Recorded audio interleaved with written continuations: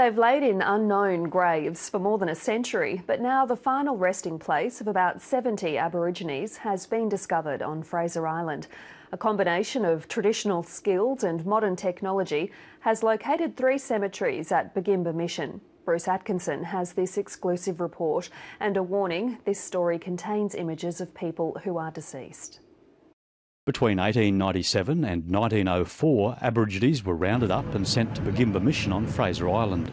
In that time, about 70 died from malnutrition and disease in appalling conditions, but their graves were lost to history. For quite some time, Butchulla people have been concerned about where exactly those people are buried. The island's Butchulla Rangers were trained to locate, identify and record Aboriginal sites, and they went in search of the graves. In July, they called in scientists from the University of the Sunshine Coast to use ground-penetrating radar with immediate success. We found some very obvious rectangular excavations that were about 1.8 metres long, about 70 centimetres wide and about 1.5 metres deep. They just sort of looked up and grinning all over their faces and said, "We've got them." 30 graves were found at 3 sites, and it's believed the other 40 are there too.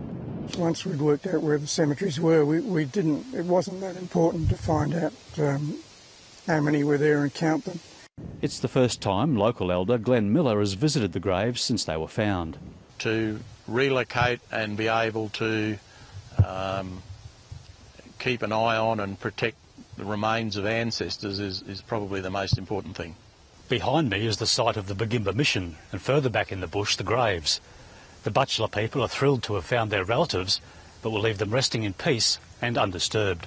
And that's why we wanted to find out where they are, so that we could keep an eye on them and make sure that they're never disturbed again. Now they can finally be properly cared for. Bruce Atkinson, ABC News, Fraser Island.